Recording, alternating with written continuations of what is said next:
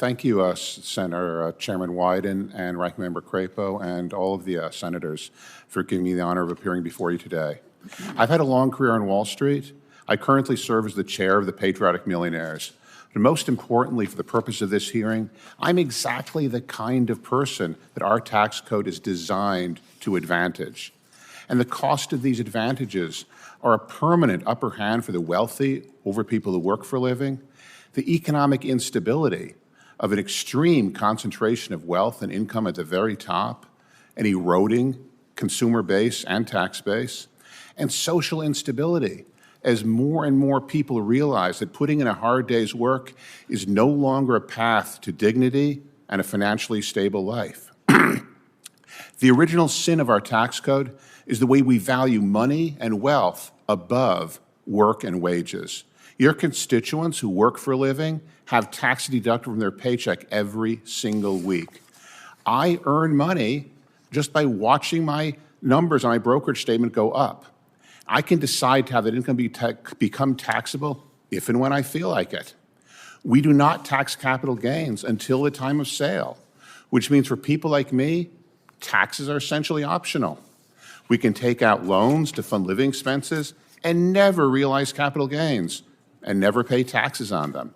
And when we die, thanks to the step-up in basis, we're able to pass that wealth on to the next generation completely free of income tax.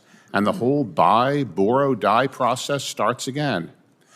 The problem is people who are rich don't need taxable income. They're already rich. We suggest the money made by investors should be subject to taxes just like the money made by your constituents who work for a living. And that's the essence of the proposal from Chairman Wyden and the proposal from President Biden. My own family benefited from the step-up basis rule, inheriting shares of stock that had a gain of over 62,000%. 62,000%. And we enjoyed millions of dollars of gains on which no one has ever paid any income tax and on which no one ever will pay any income tax. And we didn't need any army of lawyers or accountants. We simply follow the rules as they are written in the current tax code.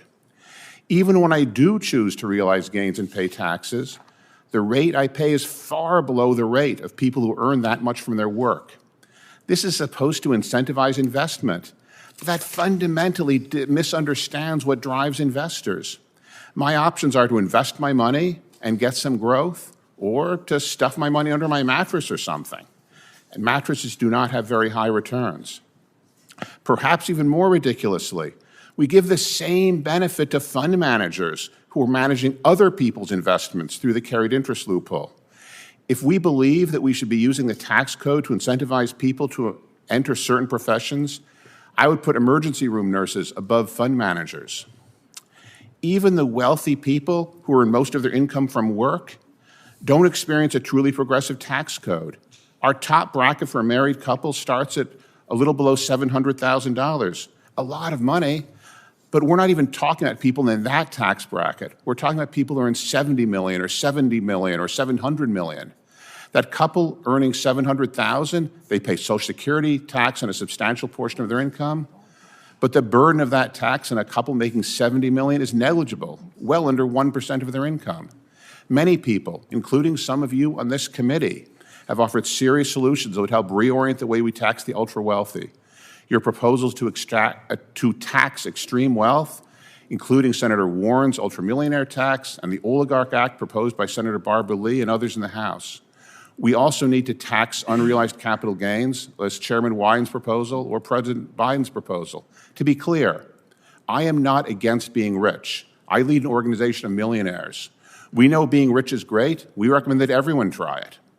But investors and business people do not want a nation with a few rich people and lots of people just struggling to get by. That is not where we can invest and build businesses. Money does not trickle down. Money trickles up from every mortgage payment and every phone bill payment you make to investors like me who invest in mortgages and phone companies. We need a nation filled with people who have enough money to spend on things. That is what makes the economy work for everyone, including investors.